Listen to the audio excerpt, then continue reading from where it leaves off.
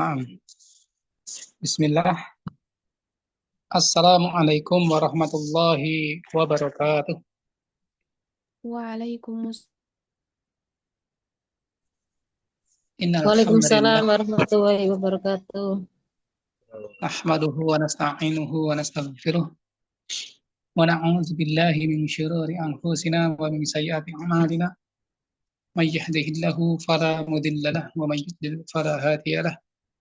Asyhadu an la ilaha illallah wahdahu la syarika lah wa asyhadu anna Muhammadan abduhu wa rasuluh.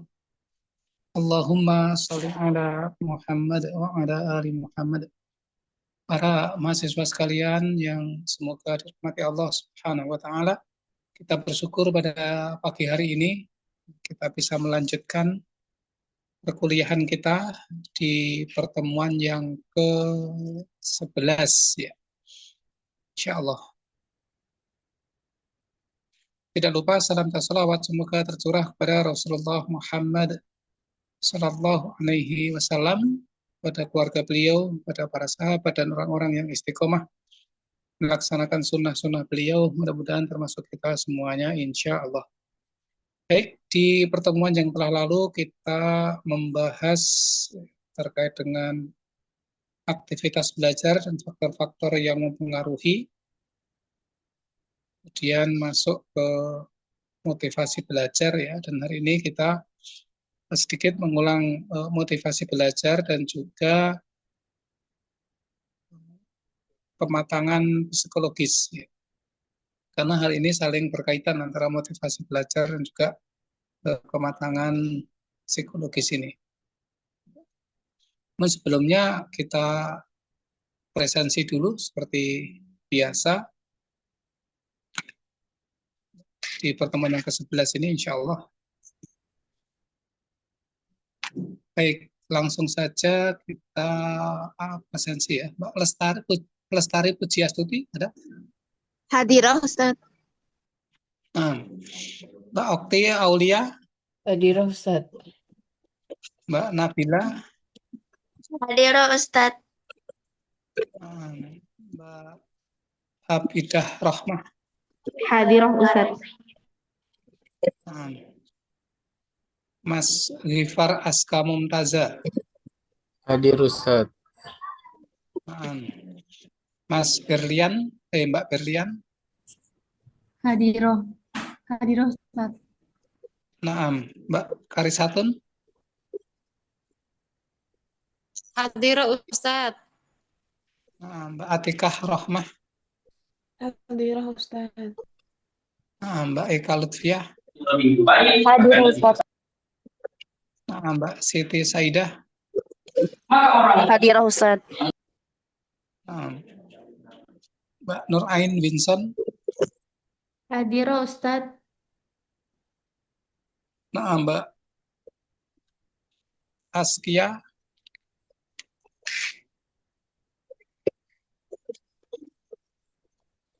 Mbak Askia ada? Mbak Ahya,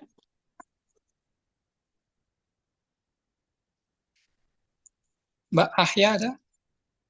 Hadirah Ustaz. Mas Sapri M. Zeno, Hadir Ustaz. Mas Fajar Yasin, Hadir Ustaz. Mbak Sofi Aulianisha, Hadirah Ustaz. Mbak Fadia ini keluar ya. Mas Anasma Fauzan, Hadir Ustaz. Mbak Teguh Utami,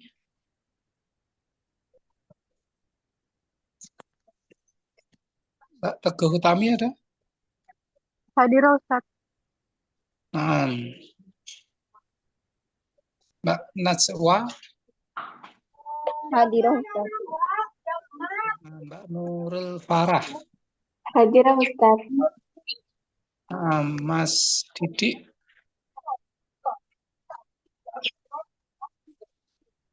Mas Didik Supatmadi,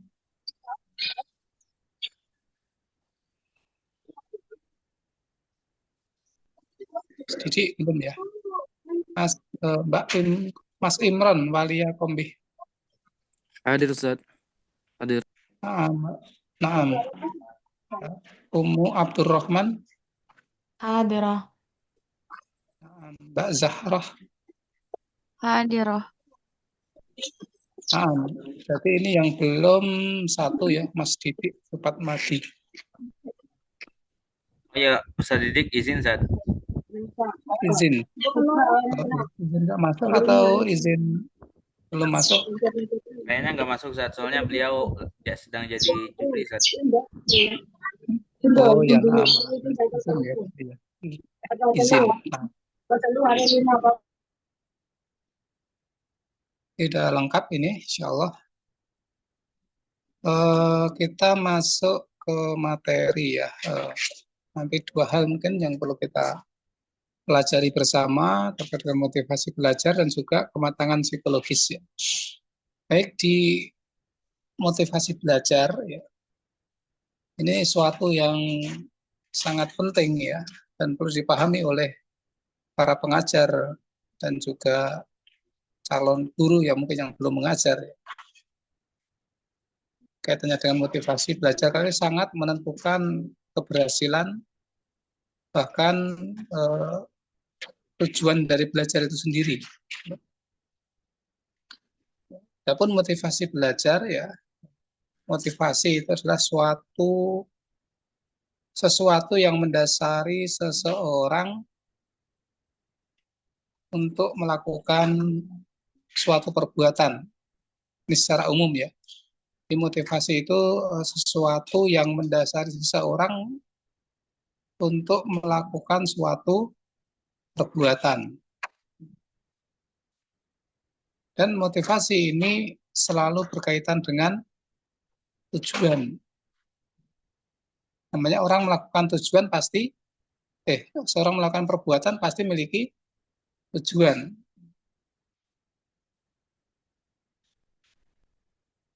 Termasuk di dalamnya adalah motivasi belajar. Jadi yang mendasari seseorang itu belajar itu apa? Sehingga dia melakukan kegiatan belajarnya. Dan tentunya dari kegiatan belajarnya itu anak-anak atau siswa kita memiliki tujuan. Maka penting bagi seorang pengajar untuk kemudian mengingatkan dan meluruskan bagaimana motivasi belajar siswa tersebut supaya betul-betul yang mendasari itu benar. Ya tentunya ketika mengawali kegiatan pembelajaran misalnya kemudian diingatkan terkait dengan niat yang benar, yang lurus, ya belajar karena Allah Subhanahu Wa Taala ini juga menjadi bagian dari motivasi. Kemudian diingatkan kembali bahwa belajar itu menghilangkan kebodohan. Ya. Kemudian diingatkan juga ketika belajar memahami suatu ilmu itu kemudian diamalkan. Kemudian juga dalam menggapai tujuan di masa depan itu juga harus didasari dengan motivasi yang benar. Seperti kemarin kita sampaikan, seorang kemudian dalam dunia pendidikan ya itu ada pendidikan Islam, pendidikan diniyah itu merupakan kewajiban dari masing-masing individu untuk mempelajari dan mengamalkannya. Begitu pula kemudian juga mengembangkan minat dan bakatnya sehingga menjadi suatu bidang keahlian yang itu kemudian dijadikan jalan atau wasilah untuk berdakwah di jalan Allah Subhanahu Wa Taala melalui berbagai macam profesi. Itu bagian dari tujuan. Maka kemudian diingatkan bahwa kalaupun menjadi seorang dokter ya dokter yang mendakwahkan Islam. Jadi pengusaha ya pengusaha yang memperjuangkan Islam. Apalagi kemudian menjadi orang-orang yang pengambil kebijakan strategis ya di pemerintahan misalnya jadi bupati misalnya ya atau lurah atau camat misalnya. Maka ketika kemudian didasari dengan sesuatu yang benar, ya, yaitu mendakwahkan Islam dari berbagai macam profesinya itu, maka harapannya ke depan dakwah Islam ini semakin berkembang, semakin masuk ke dalam seluruh lapisan masyarakat, bahkan kalau bisa di para pengambil kebijakan, termasuk di dalamnya mungkin profesi sebagai tentara, profesi sebagai polisi.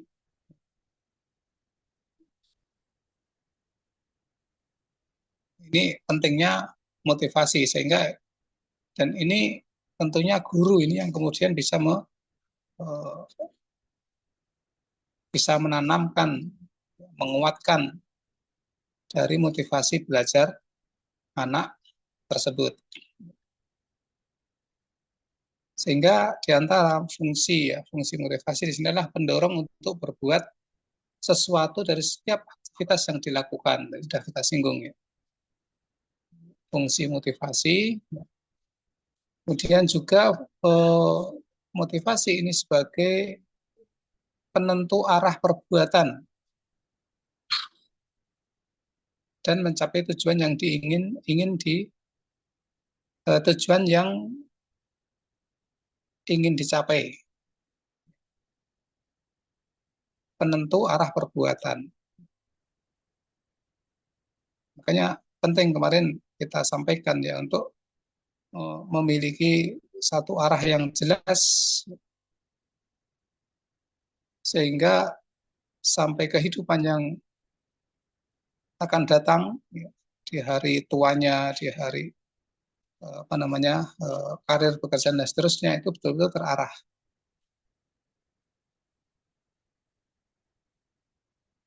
Menyeleksi perbuatan jelasnya pendorong usaha untuk mencapai prestasi belajar, ini khususnya dalam motivasi belajar. Ya.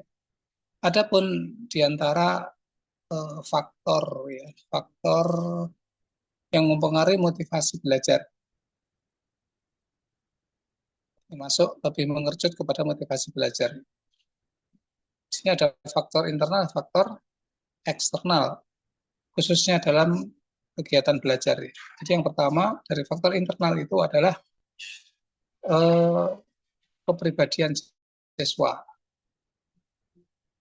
Kepribadian siswa ini mempengaruhi motivasi. Nah, ada anak yang secara kepribadian sudah kuat, kepribadian itu yang masih labil,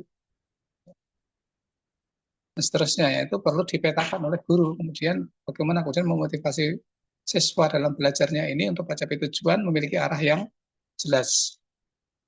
Kemudian juga faktor kemampuan dari siswa itu sendiri. Karena kita memahami bahwa kemampuan siswa dalam belajar itu juga bermacam-macam, bervariasi. Ada yang sangat mampu, ada yang mampu tapi butuh dibimbing, ada yang kurang mampu dalam belajar. Nah, ini menjadi faktor yang bisa mempengaruhi motivasi belajar anak. Adapun faktor eksternal ya diantaranya adalah karakteristik tugas diberikan oleh guru. Sehingga ketika memberikan tugas itu perlu diukur bagaimana kemampuan siswa, dan dalam pemberian tugas sebenarnya tidak mesti sama antara siswa satu dengan siswa yang lainnya. Termasuk juga perilaku guru, perilaku pengajar menjadi pengaruh dari motivasi belajar anak. Walaupun dalam pembelajaran juga ada setting pembelajaran, metode pembelajaran, materi pembelajaran, media pembelajaran, dan seterusnya juga mempengaruhi motivasi belajar siswa. Ya. Kita tentunya penting bagi kita, ya terutama mengajar anak SD, ya. Kemudian pembelajaran yang menyenangkan bagi anak. Ya. Kemudian di dalam motivasi ini juga perlu dilihat ya. Motivasi dilihat sebagai penguat. Siswa yang diberi penguatan untuk belajar, misalnya dengan nilai, dengan pujian. Jadi penguatan ini tidak mesti hanya dengan nilai ya, tapi juga dengan penguatan, pujian, sanjungan ketika dia berbuat baik, baik itu terkait dengan nilai angka maupun nilai perilaku. Misalnya anak kelas 1 SD kemudian dia membuang sampah di tempatnya tanpa disuruh, ini perlu diberikan pujian ya, supaya dia termotivasi, namanya penguatan ya, sehingga dia kemudian akan terus melakukan hal itu, termotivasi untuk kemudian mengulang ya, membuang sampah pada tempat dan seterusnya, bahkan dia kemudian mengajak temannya yang lain. Ini namanya penguatan.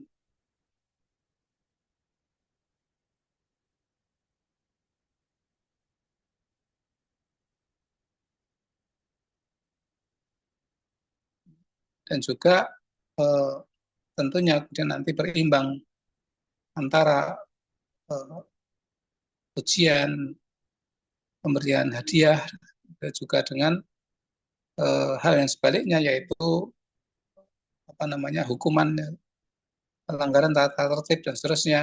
Itu perlu dilakukan juga dalam rangka untuk memotivasi belajar siswa.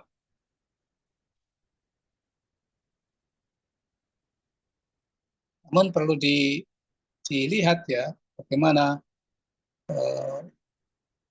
apresiasi ataupun hadiah dan juga dengan hukuman ini sebagai penguatan, ini lebih kepada usaha saja ya. Hadiah dan hukuman ini merupakan bagian dari usaha guru untuk penguatan, terutama ini penguatan perilaku sebenarnya. Untuk penguatan, namun efektivitasnya sangat ditentukan oleh pribadi siswa dan juga situasi. Jadi pemberian hadiah ataupun pemberian hukuman ini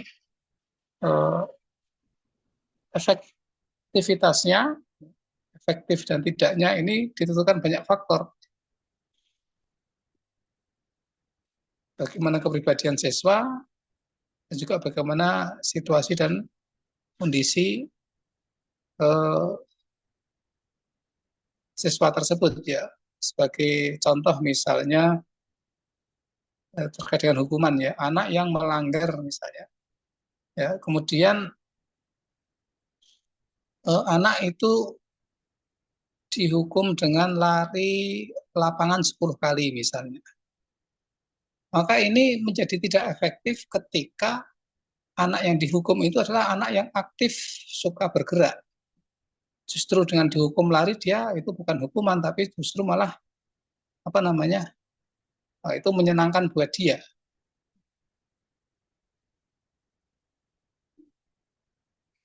Anak yang aktif, suka gerak, kemudian dihukum lari, itu bukan hukuman namanya ya. Tapi justru anak yang kemudian misalnya ada pelanggaran dan seterusnya yang sudah ditentukan sanksi dan seterusnya ya, alternatif penanganan dan seterusnya yang sudah dipahami oleh siswa dan juga sekolah ya secara umum.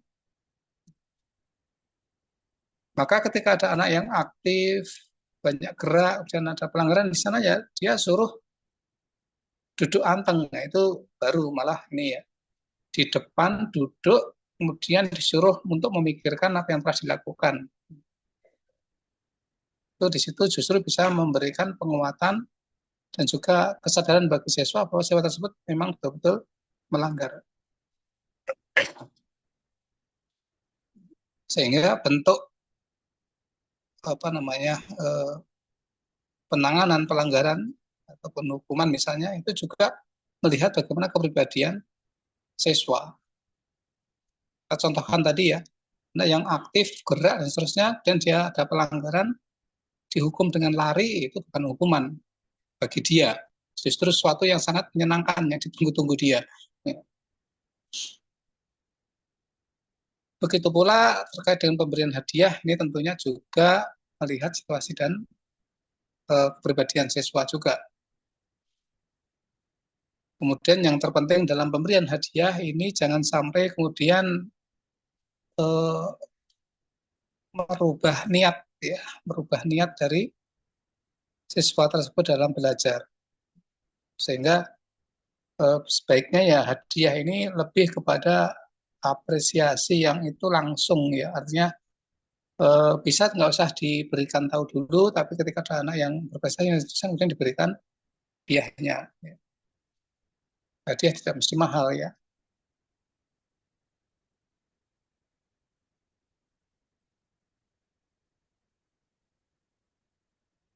Sehingga sekali lagi nilai penguat dari hadiah dan juga hukuman bagi siswa ini tergantung dari banyak faktor. Tapi hal ini penting ya bagi guru ya, ataupun sekolah kemudian untuk menyeimbangkan antara hadiah dan hukuman ini. Jangan sampai timpang salah satunya ya. Ini apa? Ketika di situ diterapkan hukuman-hukuman, tapi tidak pernah memberikan apresiasi ataupun hadiah bagi yang berprestasi atau yang dia tertib dan seterusnya, ya, ini tidak imbang. Atau begitu pula yang tertib, yang prestasi diberikan hadiah, tapi kemudian bagi yang melanggar, bagi yang ini tidak diberikan hukuman, ini juga tidak pas. Ya, kedua-duanya ini harus seimbang ya. Harus ketika salah satu dijalankan maka yang lain juga dijalankan. Ketika hukuman itu dijalankan dalam sebuah proses pendidikan, maka hadiah pun juga harus dijalankan. Ketika hadiah itu dijalankan, maka proses terkait dengan pendidikan itu juga menerapkan hukuman ya. Seperti itu. Akan tapi saya sampaikan tadi, untuk hadiah mungkin tidak mesti diumumkan di depan. Tapi kalau hukuman, konsekuensi, dan seterusnya itu perlu difahami oleh seluruh stakeholder, baik orang tua, siswa, terutama warga sekolah, ya, guru, karyawan, dan seterusnya itu harus memahami apa yang menjadi ketentuan, konsekuensi, pelanggaran, dan seterusnya. Ini penting ya, terutama yang sekolah-sekolah yang mondok ya, misalnya SMP yang mondok, SMA yang mondok, mungkin teman-teman banyak yang di situ terjun. Ya maka ketika adanya pelanggaran dan hukuman ini perlu difahami oleh semua pihak, siswanya, orang tuanya, sehingga perlunya sosialisasi. Ya. Jangan sampai kemudian misalnya ya anak melakukan pelanggaran, ya, keluar pondok tanpa pamit misalnya, ya, 2 hari misalnya ya, kan membuat bingung semua orang ya. Kemudian ketika balik kemudian langsung dihukum diskors 1 bulan ya, misalnya ya, dipulangkan 1 bulan. Ya, itu sebenarnya nggak masalah ketika itu sudah dipahami oleh orang tuanya, oleh anaknya, disosialisasikan oleh pihak sekolah atau pihak pondok, orang tua ke siswa, santri, itu nggak masalah, dijalankan. Jangan sampai orang tua tidak tahu kemudian tidak tahu ketentuannya, tidak tahu aturannya, tahu-tahu anak disuruh jemput di rumah pulang sebulan gara-gara keluar tanpa izin, ya misalnya 2 hari misalnya, atau sehari nggak pulang tanpa izin, dihukum. Ya hukuman tersebut nggak masalah dilakukan, akan tapi harus difahami oleh orang tuanya dulu ya, dan sudah diputuskan dalam suatu kebijakan hukuman ataupun poin-poin mungkin yang perlu dituliskan di situ. Ketika poin sekian memang harus apa namanya, skors misalnya 2 pekan misalnya. Itu contoh saja ya.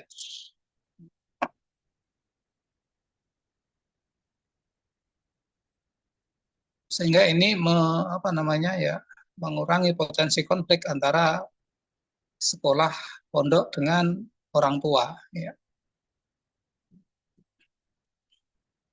Itu terkait dengan pelaksanaan bagaimana hadiah dan juga apa namanya, hukuman sebagai upaya penguatan dan juga motivasi belajar siswa. Baik, yaitu poin yang pertama ya. Saya kira kemudian kita masuk ke pematangan psikologis ya, yang dulu pernah kita singgung secara lebih detail kita coba pelajari. Baik, mungkin sebelum kita masuk poin yang kedua, kematangan psikologis ya, mungkin ada yang mau disampaikan dari materi motivasi belajar itu.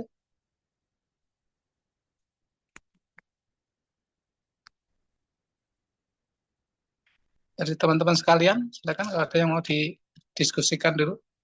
Ya.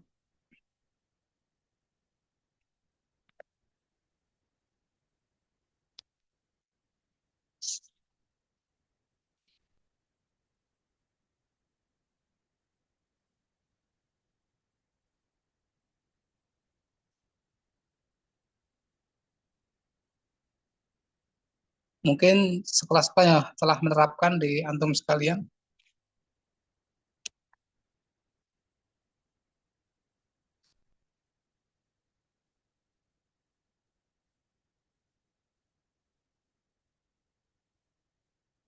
Nah, ini ada di chat pertanyaan ya.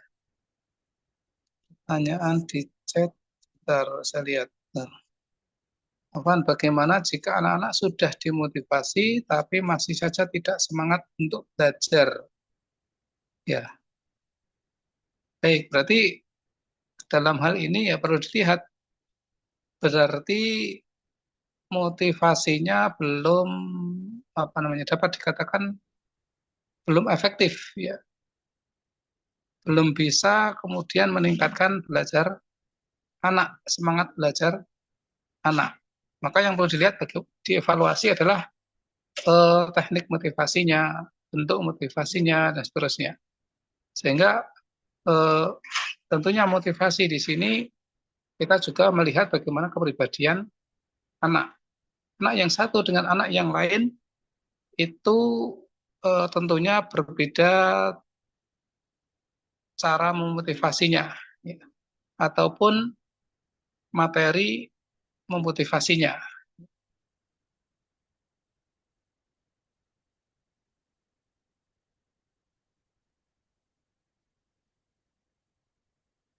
Jadi beda anak, beda perilaku, beda kepribadian itu tentunya berbeda cara motivasinya. Nah, sehingga pentingnya kita memahami kondisi kejiwaan ya siswa itu, kemudian bagaimana memberikan semangat kepada anak agar dia maksimal dalam belajarnya. Jadi langkah pertama yang dilihat adalah itu ya, mengevaluasi cara motivasinya ataupun bentuk motivasinya. Dan yang kedua, kita berusaha untuk memahami karakteristik anak, kepribadian anak masing-masing, ya, sehingga kemudian kita bisa memberikan ke depan itu motivasi yang pas bagi anak tersebut.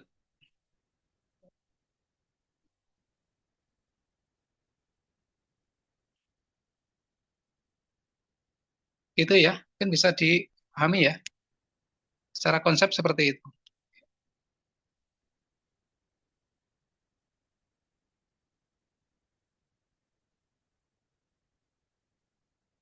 Baik, ini ada juga pertanyaan di chat, eh, apakah boleh memberikan hadiah dengan syarat-syarat tertentu? Contoh kalau selesai 30 juz dibelikan apa, diajak liburan kemana, dan seterusnya. Ya. Nah ini yang kita sampaikan tadi ya, jangan sampai kemudian hadiah itu menjadikan salah niat. Ya. Ini yang pertama yang harus diperhatikan. Ya. Apakah boleh memberikan hadiah? Ya, boleh-boleh saja.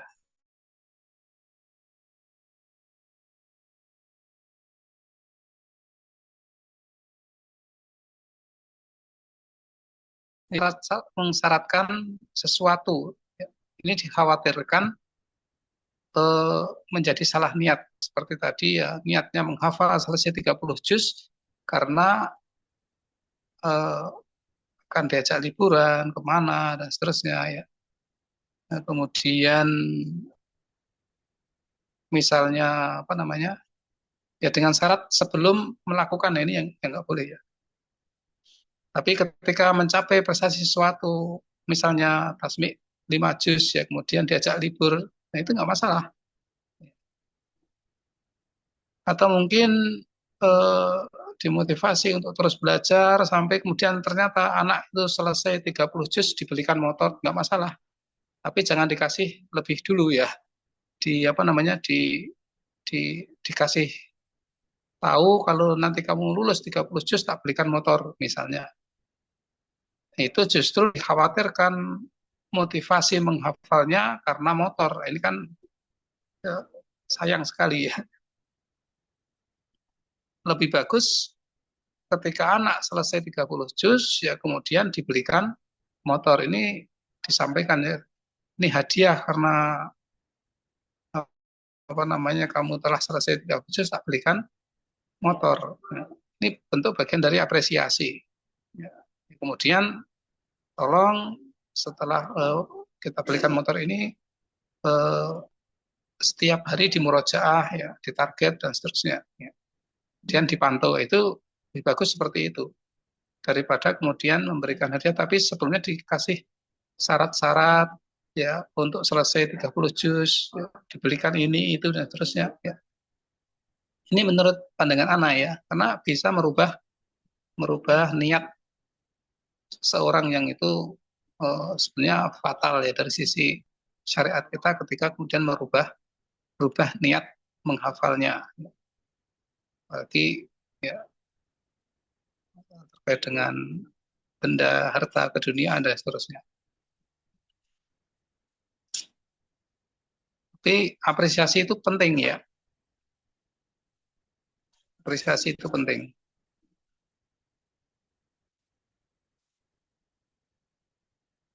Bisa dipahami ya? Ini yang bertanya siapa ini? Baik, Ustadz. Syukron. Ya, Afan Mbak Atikah Rahmah ya. Nah,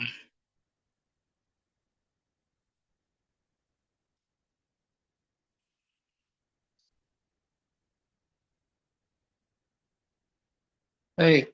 Ini ada yang bertanya, kalau misalnya menegur anak yang berbuat kesalahan, sebaiknya cara menegurnya apakah dengan nada halus atau kasar? Ya, tergantung dari eh, kondisi anak dan juga kondisi kesalahannya seperti apa. Ya. Begitu juga melihat bagaimana situasi dan kondisinya. Apakah kemudian ditegur di depan umum atau ditegur di apa namanya dengan dipanggil, dinasehati dan seterusnya. Ya.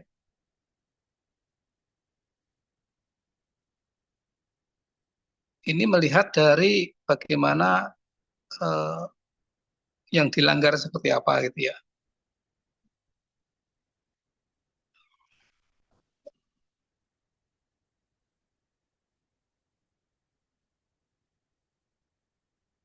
Kalau memang memungkinkan dengan halus itu lebih bagus ya.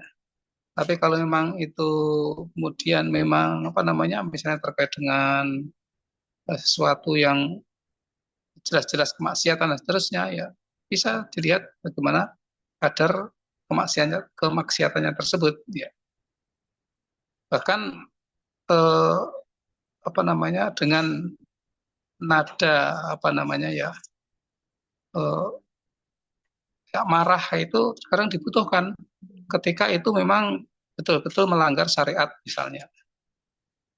Jadi yang kita marahnya itu karena pelanggaran syariat bukan karena anak tersebut salah ya. Jadi yang justru itu menunjukkan ketegasan kita, komitmen kita untuk kemudian anak tersebut betul-betul menyadari bahwa itu sesuatu yang salah, bahkan suatu perbuatan maksiat misalnya.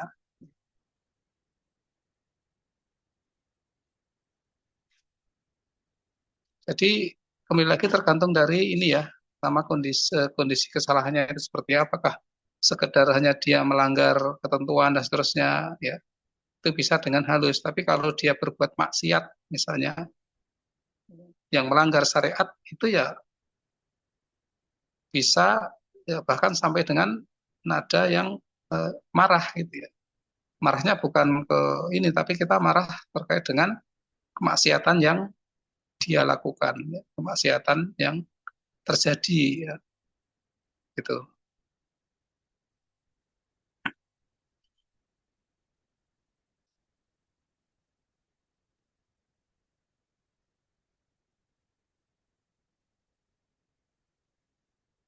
Tentunya kita juga melihat yang melatar belakangi juga ya, yang melatar belakangi dia melakukan perbuatan kesalahan tersebut apa dan seterusnya. Apakah dia memang belum tahu atau dia sudah tahu tapi melanggar, ini kan perlu dilihat juga. Nah, terkadang ada anak, apalagi anak kecil, yaitu dia tuh melakukan kesalahan tapi ternyata memang karena dia belum tahu bahwa itu sesuatu yang salah. Maka ini ya tentunya nada halus lebih dikedepankan dengan kemudian memberikan nasihat-nasihat, ya, difahamkan dan seterusnya. Ya tentunya berbeda ya menangani kesalahan anak yang sudah tahu dengan anak yang belum tahu. Maka digali dulu, ini kemungkinannya apa, dilihat, dianalisis. Dia melanggar ini karena belum tahu, dia ini melanggar ini tahu tapi sengaja, atau apa gitu ya. Bisa difahami ya, Mbak siapa ini? Mbak Zahra ya? Ya, Ustaz. Nah, ya. Baik, ada pertanyaan lagi, cara memotivasi anak yang cenderung pragmatis ya. Dan anak ini kelihatan tidak ada semangat belajar ketika belajar ogah-ogahan, lebih suka menggambar atau menulis yang tidak ada kaitannya dengan pelajaran, bahkan kadang diam-diam mainan saat pelajaran. Ya. Baik, nah, mungkin ini juga perlu mengevaluasi kemampuan pengajar dalam handling kelas. Ya. Kemampuan dalam handling kelas ini evaluasi pertama bagi pengajarnya ya. Kenapa anak melakukan kegiatan yang lain, tidak memperhatikan pelajaran dan seterusnya, ya. Maka yang pertama yaitu bisa jadi apa namanya kemampuan pengajar dalam handling kelas ini masih belum maksimal. Itu yang pertama ya. Kemudian memotivasi anak yang cenderung pragmatis. Pragmatis memang anaknya ya secara apa namanya sifat dasarnya dia memang ini ya diam ya kurang semangat dan seterusnya ya, tetap dia diberikan motivasi dalam belajarnya, sering diperhatikan, sering dipanggil namanya dan seterusnya ya, sering ditanya ketika ya, ditujukan ke yang pragmatis ini ya. Habis dijelaskan suatu permasalahan kemudian ditanya, pragmatisnya kan memperhatikan.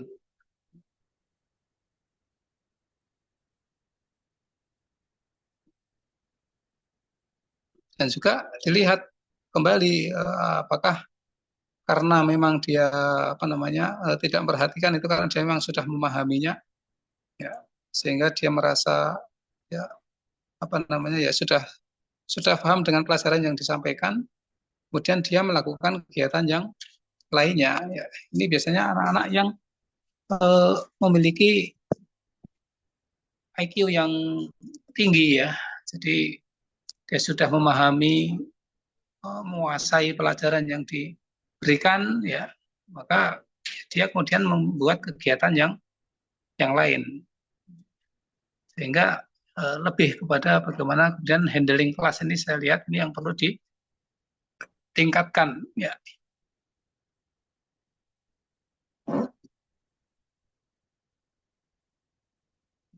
Kadang apa ini diam-diam mainan saat pelajaran ya, terusnya. Ini kelas berapa ini Mbak Lestari? Kalau SD kelas 1, kelas 2 ini ya sebenarnya masih wajar dengan dan dia main, menggambar, menulisnya. Terusnya dia memang masih aktif dalam kegiatannya. Sehingga guru itu perlu kemudian memberikan kesempatan atau bahkan pelajarannya dibuat eh, banyak gerak dan seterusnya ya. Kelas berapa ini Mbak Lestari? Kelas 6, Ustadz. Kelas 6. Kelas 6. Oh, kalau kelas 6 sebenarnya sudah bisa disiplin, sudah bisa anteng sebetulnya ya. Jadi dilihat ininya kemungkinan penyebabnya apa itu. Mungkin karena faktor terforces gitu Pak ya Ustadz. Karena dari Gimana, habis gimana? subuh, anaknya itu dari habis subuh sampai 6:30 itu udah ikut les tahfidz gitu. Terus kadang habis sekolah masih les lagi. Jadi tidak ada kesempatan untuk bermain gitu ya, walaupun sebentar ya. Nah, berarti dilihat kembali aktivitas kegiatan hariannya itu seperti apa. Di habis subuh sudah les, tahfidz, dan habis pulang sekolah juga ada kegiatan lagi. Kegiatan tambahan nggak masalah, tapi juga melihat bagaimana kebutuhan siswa ya, kebutuhan anak pada dasar itu seperti apa dan seterusnya.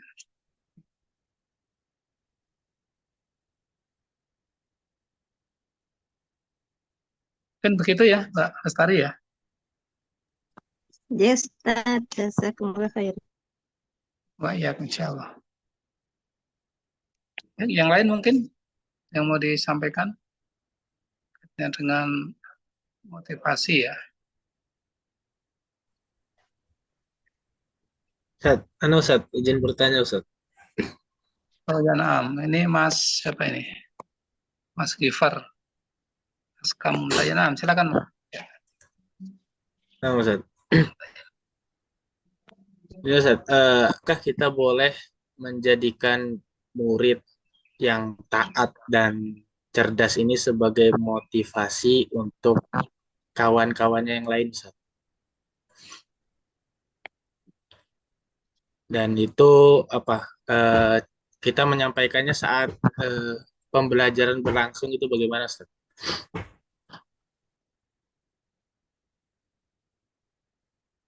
Ya, naam.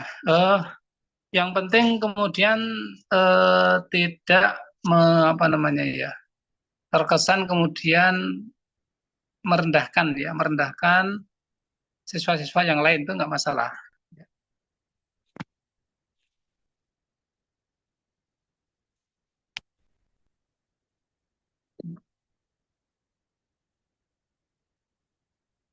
Gitu ya. Jadi ya intinya itu aja sih sebenarnya. Bisa kemudian sebagai apa namanya teladan gitu ya, biar yang lain mengikuti seperti itu dan seterusnya ya.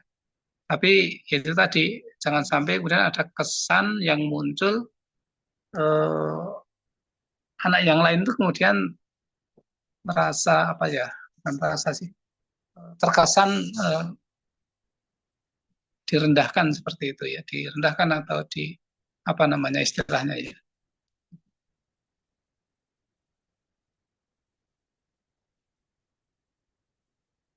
Bisa dipahami ya? Bisa, Ustaz, insyaallah. Jazakallah khair. Ya, waalaikumsalam insyaallah.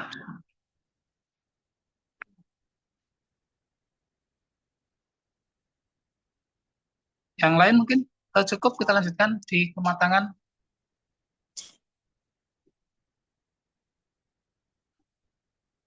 kematangan psikologis ya.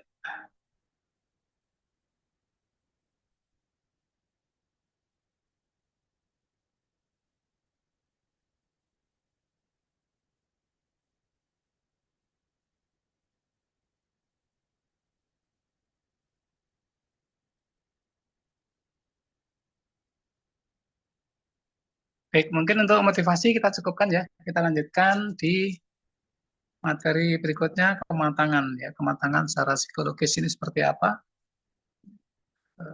Kematangan itu suatu kondisi ya, kondisi kejiwaan seseorang yang kemudian mempengaruhi bagaimana cara berpikir, cara berperilaku dan seterusnya ya.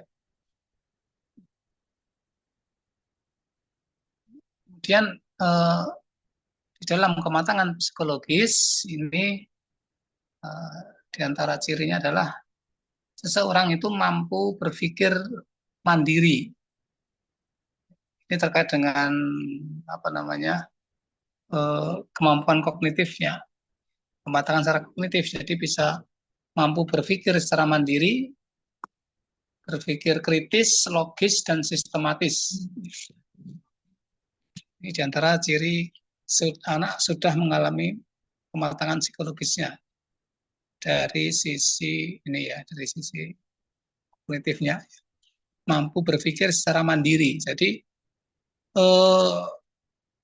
anak itu sudah bisa berpikir secara mandiri, ya tidak mesti harus dirangsang, didorong untuk berpikir, tapi dia sudah secara mandiri bisa berpikir, mengambil langkah-langkah dan seterusnya.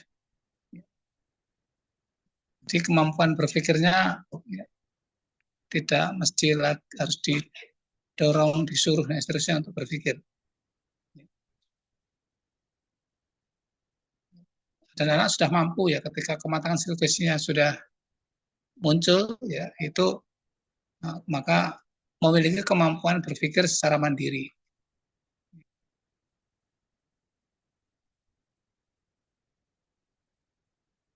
Baik, kemudian berpikir kritis. Kritis di sini ya mampu untuk mengevaluasi ataupun membandingkan ya antara yang seharusnya dengan yang senyatanya dia lihat. Ya, anak sudah bisa berpikir ke sana, membandingkan antara yang standar seharusnya dengan kenyataan yang ada. Dan dia bisa menyampaikan kritikan dan seterusnya ya. Ini berpikir kritis. Ya, intinya berpikir kritis tadi itu ya bisa melihat kesenjangan antara yang seharusnya dengan yang kenyataan dia lihat. Ini daya kritisnya muncul di situ. Membandingkan ya, mampu membandingkan. Ya.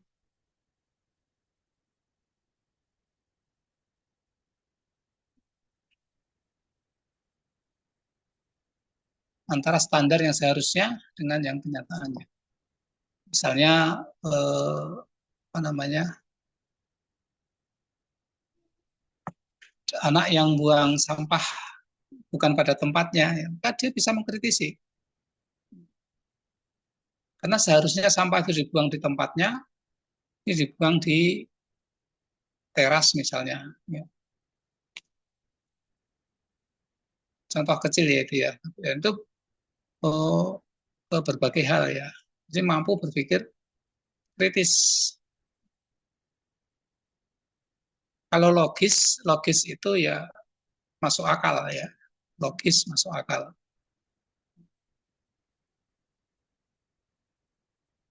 Yang bisa apa namanya? Bisa dilakukan secara logis, ya, secara masuk akal. Kalau sistematis ini cara berpikir secara urut ataupun runtut, ya. Tidak lompat-lompat. Ya. Jadi berpikirnya itu step by step. Ya. Artinya selesai satu, kemudian masuk ke yang lain dan seterusnya. Sistematis, ya tidak lompat-lompat. Jadi berpikir secara urut, secara runtut. Itu berpikir secara sistematis. Ini menunjukkan dia telah memiliki kematangan psikologis.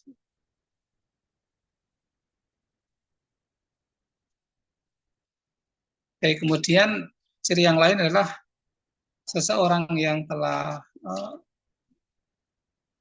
mengalami kematangan secara psikologisnya bisa menghargai gagasan orang lain, menghargai gagasan orang lain. Ya. Dia bisa memperhatikan, melihat, ya. Kemudian bisa memahami gagasan orang lain. Artinya ada mungkin kemungkinan perbedaan pendapat antara satu dengan yang lain, itu dia bisa memahaminya.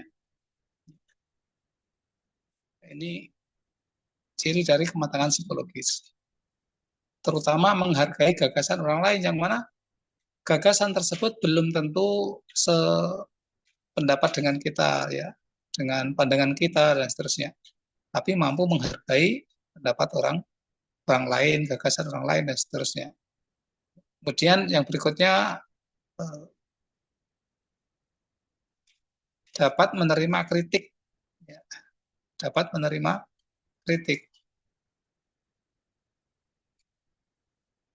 Ini menjadi salah satu ciri kematangan psikologis. Orang yang sudah memiliki kematangan di situ, ya, dia akan bisa menerima kritik dari orang lain, menerima masukan-masukan.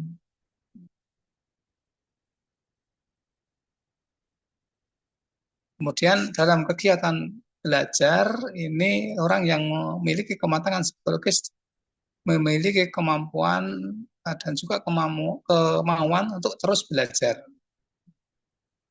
Tanpa disuruh, dia belajar. Dan dia bisa mengatur waktunya sendiri. Entah itu di sekolah, entah di rumah, dia ada keinginan terus untuk belajar.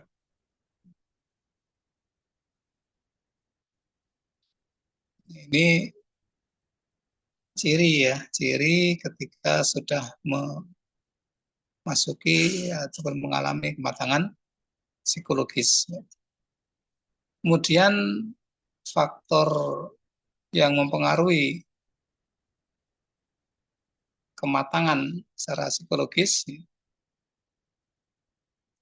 perkembangan kematangan psikologis di sini ada faktor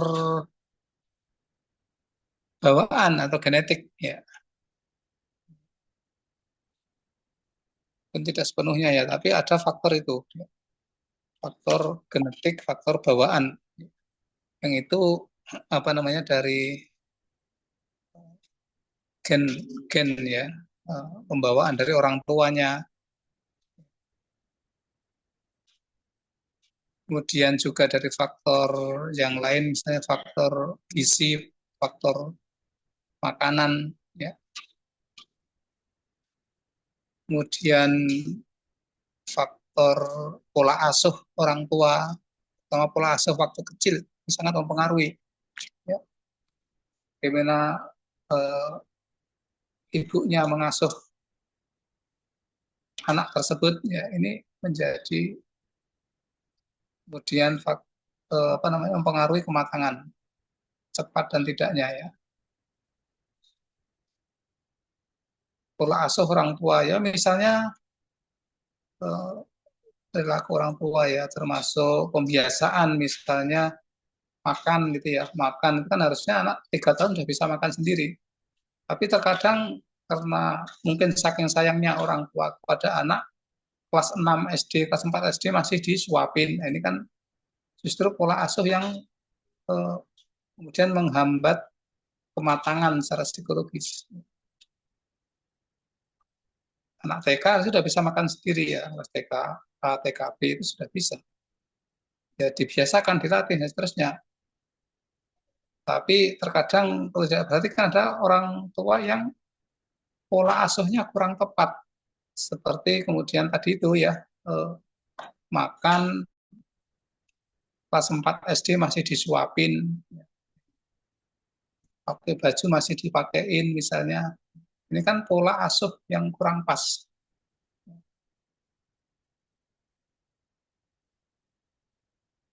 Kelas 6 SD udah mau mondok masih disuapin misalnya, kan justru menghambat kematangan secara psikologis gara-gara pola asuh orang tua yang kurang tepat dan juga pembiasaan orang tua yang kurang pas sesuai dengan usia yang seharusnya seperti itu.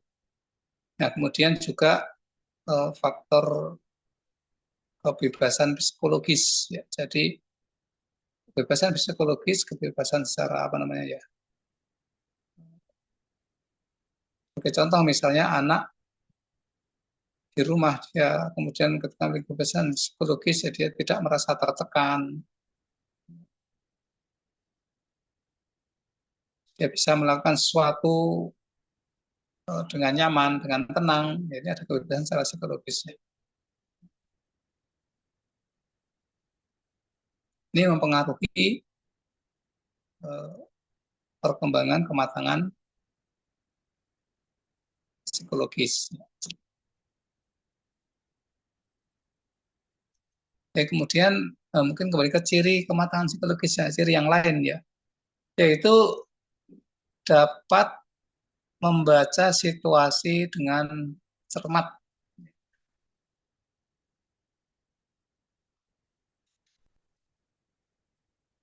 berpikir kritis dan mendalam. Jadi sudah kita bahas ya, anak bisa berpikir kritis dan juga mampu berpikir secara mendalam, secara detail.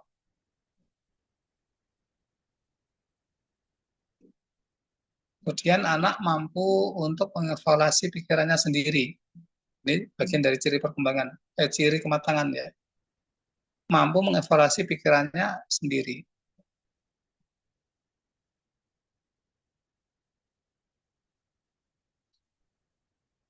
Bersikap terbuka untuk mengadakan perbaikan dan penyempurnaan.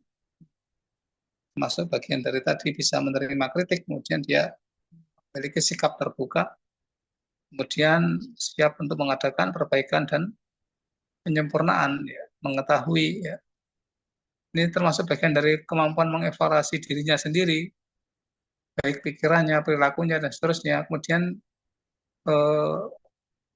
anak tersebut mampu untuk melakukan perbaikan dan juga penyempurnaan dari ketertinggalan ataupun kekurangan yang dia miliki. Kemudian memiliki ketenangan dan keyakinan dalam berbuat. Memiliki ketenangan dan keyakinan dalam berbuat. Khususnya dalam belajar, maka memiliki pedoman yang kuat dalam belajar. Belajar tanpa disuruh dan seterusnya, ini bagian dari kematangan psikologis, khususnya dalam kegiatan pembelajaran. Baik, saya kira itu mungkin materi kita di hari ini. Sekali lagi kita buka sesi pertanyaan ataupun sharing ya dari teman-teman mahasiswa sekalian. Monggo kita persilahkan ya, mungkin di poin yang kedua terkait dengan kematangan psikologis ini.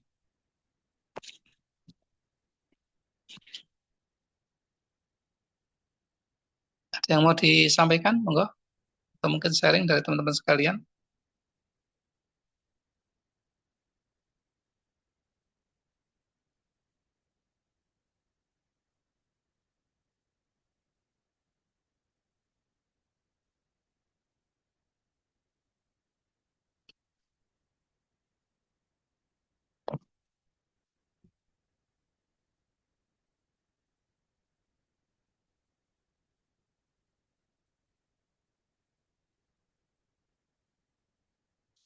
Bisa difahami ya yang kita sampaikan, ini membuka pintu saja dari antum sekalian mungkin untuk bisa dipelajari lebih lanjut ya.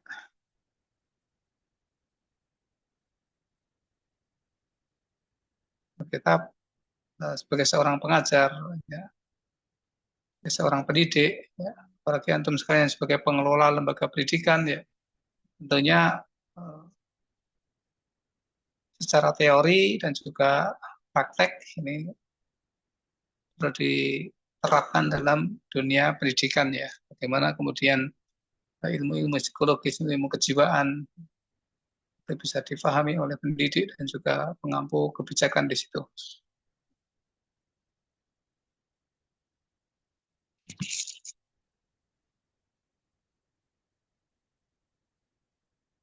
Ya, cukup mungkin ya insya Allah ya.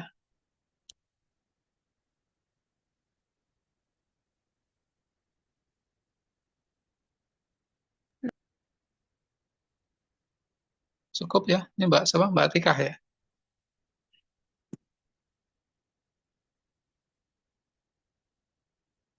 Masih ada waktu sekitar berapa ini? 20 menitan ya. Kalau enggak ya kita cukupkan. Bisa istirahat dulu sebelum masuk ke materi berikutnya insya Allah. Ke mata kuliah yang lain. Setelah ini apa mata kuliahnya? Fikih, Ustaz. Fikih. Ustaz siapa yang ngajar? Ustadz Jundi, Ustadz. Ustaz Jundi. Oh ya. Fikih Ustaz Jundi. Oh ya, nah. Berarti mungkin cukup dulu ya. Untuk bisa istirahat dulu insya Allah. Nanti lanjut lagi dengan Ustaz Jundi. Baik, Ustadz. Nah, Ustaz. Baik, ya, mudah-mudahan apa yang kita pelajari kita sampaikan ya menambah wawasan pengetahuan bagi antum sekalian dan mudah-mudahan bisa memaksimalkan tugas-tugas kita sebagai seorang pendidik muslim supaya hasil belajar asli kita bisa maksimal dengan kita menerapkan dan juga memahami dari motivasi belajar dan juga kematangan psikologis. Insya Allah di pertemuan yang akan datang kita masuk ke ini ya, kesulitan belajar. Kita bahas di situ ada mungkin 2 pertemuan nanti di kesulitan belajar ya, ciri-ciri kesulitan belajar dan juga faktor penyebab dan juga cara mengatasi kesulitan belajar ya. Kita targetkan 2 pertemuan. Syukur 1 pertemuan cukup, nanti berikutnya di kesiapan belajar ya dan kesiapan masuk sekolah ini juga perlu kita bahas. Dan terakhir di pertemuan 15 mungkin review materi kita, pertemuan 16 UAS insya Allah. Ternyata nggak terasa kita sudah tinggal sebulan lagi ya kita UAS insya Allah, ataupun perkuliahan kita 4 atau 5 pertemuan lagi sudah selesai ya. Baik, demikian mari kita tutup pertemuan ini dengan doa kafaratul majlis. Subhanakallahumma wa bihamdika Subhanallah. la ilaha